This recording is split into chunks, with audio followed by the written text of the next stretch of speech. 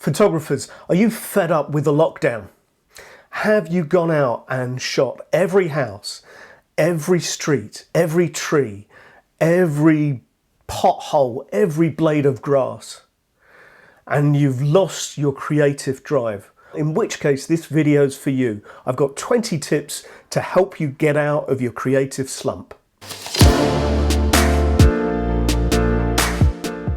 Now, you may be a master of all of these ideas, but I hope that in this list there is at least one or two that gives you pause for thought and encourages you to pull your camera out of your increasingly dusty camera bag and start learning, experimenting and creating.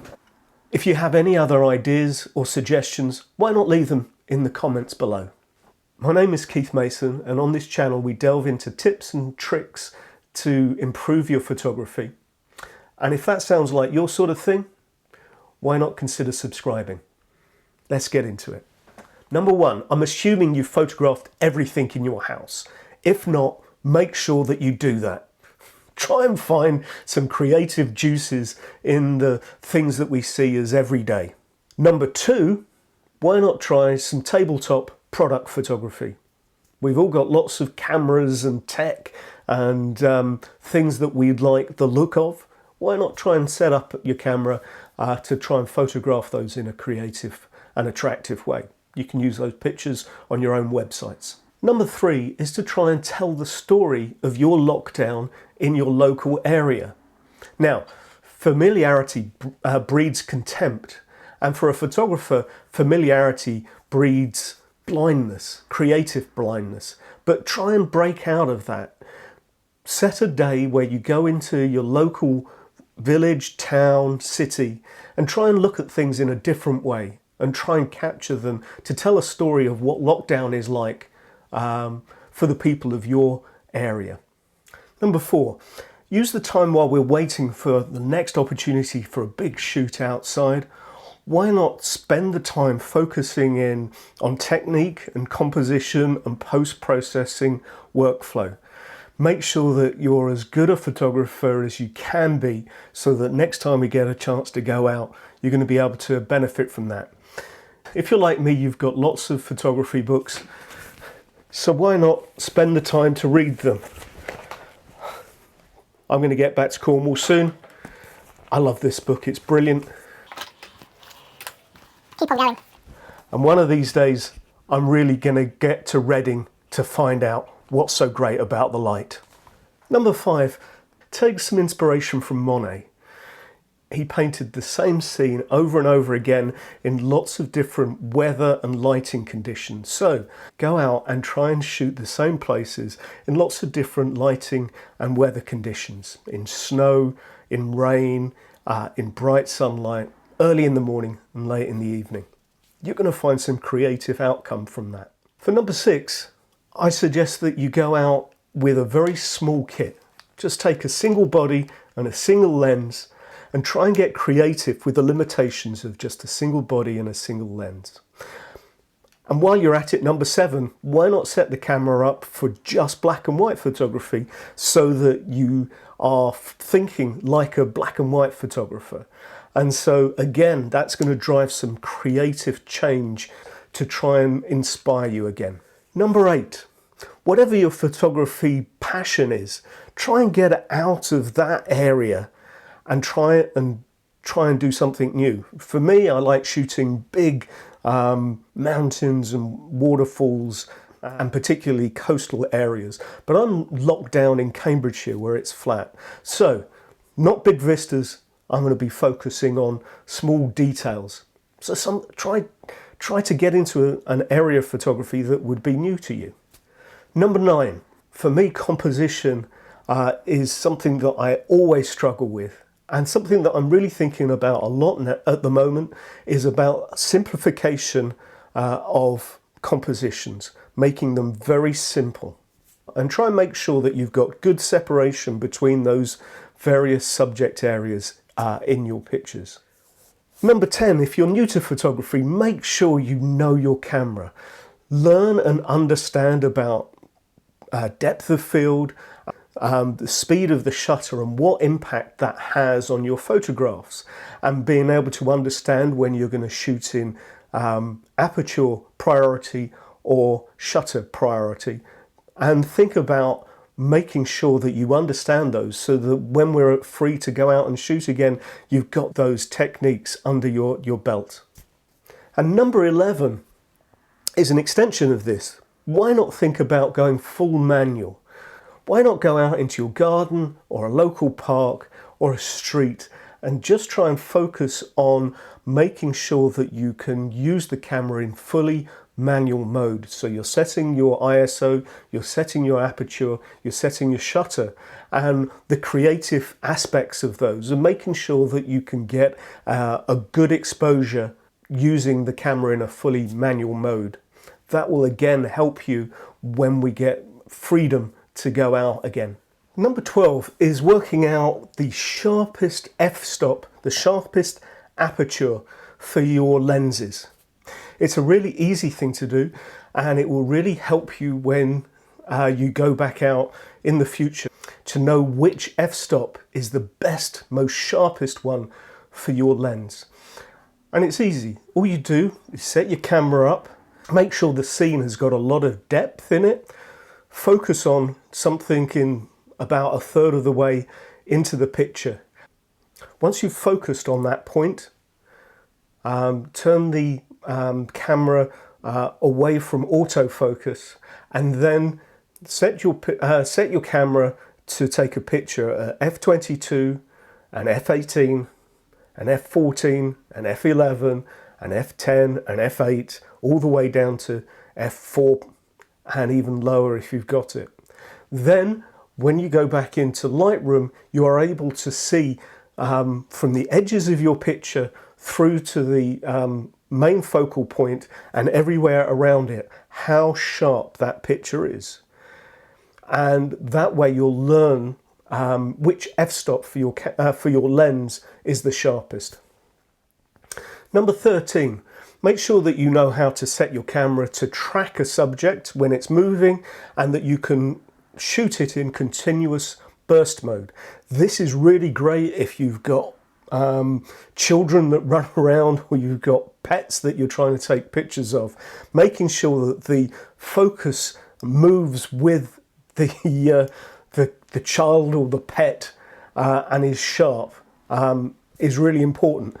I have neither pets nor young children, so I went out on the street and I took some pictures of a van passing my street. And you can see that using tracking and continuous burst mode on my camera, I got all of those pictures very sharp. And number 14, which you combine with number 13, make sure you know if your camera has face detection or eye detection on autofocus, that you know how to turn it on and turn it off. Number 15, again, trying to get out of your creative slump. Why not learn a new camera technique? For me, that's intentional camera movement. I'm not sure that I'm loving it, but I got some great results when I was down at the coast the other day, and when I was in the woods recently, I got some quite interesting pictures. I'm not sure that I love them, but it's quite interesting. And now I know how to set the camera up for ICM. Why not learn how to pan, which is great. You just go and stand on the side of a street and take panning pictures of cars going by, so that when you get to Cuba or Italy, you can get pictures like these. Or why not learn something around astrophotography? Basically, make sure that you shoot wide open and that you don't push your ISO too much. Pick something like 3200, 6400, and don't allow your shutter speed to be anything longer than about 25 seconds. Your picture will be sharp, and that will get you into a bit of astrophotography. Number 16 is all about making sure that you know in your post-processing some techniques. Make sure that you know how to mask pictures, that you can use filters, and that you can do techniques like the autumn technique. And there's lots and lots of training courses on YouTube around all of these, and I've done a few of those myself, which I'll link up in the list above here. So you may already be really good at masking in Lightroom, but I just want to show you a quick trick which I learned recently, and I think it may be helpful to many of you. In this example, I've picked this picture because you've got lots of trees going up into the sky. Now, if I bring the exposure down, you can see that there's quite a lot of detail of some nice clouds in the sky. So I want to bring a mask down, which you hit this down here, and you draw down a mask. It's currently set to lots of sharpness and no clarity and too much exposure. So now I can bring down the exposure in the sky so that I can see the clouds. But the problem is that the trees have now got very dark. So if you go down here to turn on range mask luminescence, and if you show the mask, you can see that all of the trees and branches are included in the mask, and I don't want that. So because I want the clouds and the bright sky, if I move the luminance mask to just the brighter areas of the picture, you can see that the branches of the trees are now not in the mask. So if I turn the mask off, I can, as I move my exposure around, and I think I want some dehaze in there, that's only going to affect the sky and not the tree branches. So it's a great little trick to learn as you're improving your understanding of masking. For number 17, make sure that you know how to blend bracketed pictures. Now, bracketed pictures are essentially 3 pictures taken at the same time with different exposures, and they're pretty good, especially when you have a very bright sky and a dark shadowy foreground. And so here I've taken 3 pictures of a hut at my local park, one which is overexposed like this, one which is underexposed, and here we see the sky really coming through. And in Lightroom, all you do is you can select those 3 pictures, and then you can photo merge them into an HDR, a high dynamic range picture. And it will take the computer a little while to work that out. And once you've got that, you've got a much better image to go. So let's see if it is going to merge it. So it takes a little bit of time. Once you've selected this, I always select auto align to make sure that the 3 pictures are perfectly one on top of the other, and also let the auto settings work together. And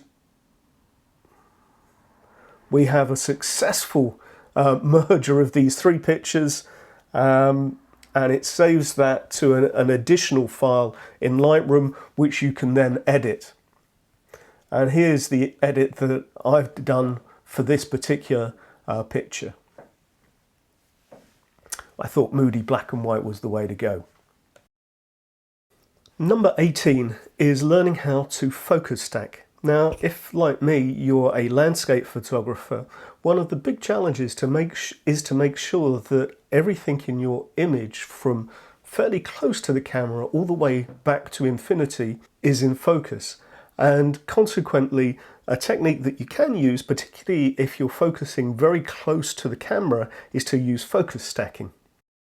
In this example, I went to my local woods a couple of days ago, and I've taken a picture of this tree trunk. Not very exciting, but we also have a tree in the midground and a tree in the further away. And I've tried to use that as an example of something very close to the in the foreground, midground, and in the background.